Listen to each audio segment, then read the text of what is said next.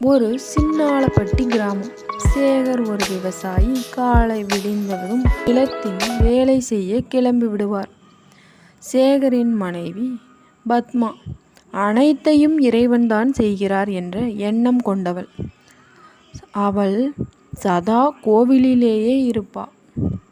சேகர் அம்மா அவள் மருமகள் கிட்ட சேகர் கஷ்டப்பட்டு உழைத்து வருமானம் போதவில்லை. தேதி 1 ஆனால் அந்த கடன் கொடுத்தவர்கள் சண்முகமும் பாபுவும் வீட்டு முன் வந்து நின்று சத்தம் போடுவாங்க. பத்மாவோ, அத்தை கவலைப்படாதீர்கள், நாம் கஷ்டம் எல்லாம் தீர்ந்திடும் என்று ஆறுதல் கூறினாள். சேகர் விவசாயத்தை அவனுக்கு ஒரு அடையாளமாக ஆக்கிக் கொள்ள வேண்டும் என்று எண்ணினாள். அவன் நினைத்ததை அடைய வேண்டும் என்று கடும் முயற்சியில் ஈடுபட்டான். அதில் வெற்றி அடைந்தான்.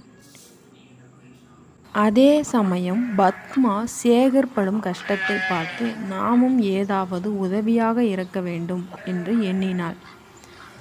சமோசா கடை போட்டால் நல்லா இருக்குமே என்ற எண்ணம் அவளுக்கு தோன்றியது.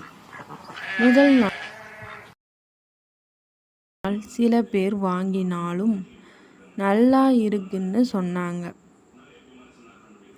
நாளடைவில் சமோசா கடை பிக்கப் ஆகி நல்லா காசு வர ஆரம்பிச்சது. இருவரும் சேர்ந்து அவன் வாங்கிய கடனை ஒவ்வொன்றாக அடைத்தார்கள். பத்மாவுக்கு ஒன்று புரிந்தது. நாம் முயற்சி பண்ணா நம் வாழ்வில் வெற்றியடைய முடியும் என்று தீர்க்கமாக எண்ணினாள்.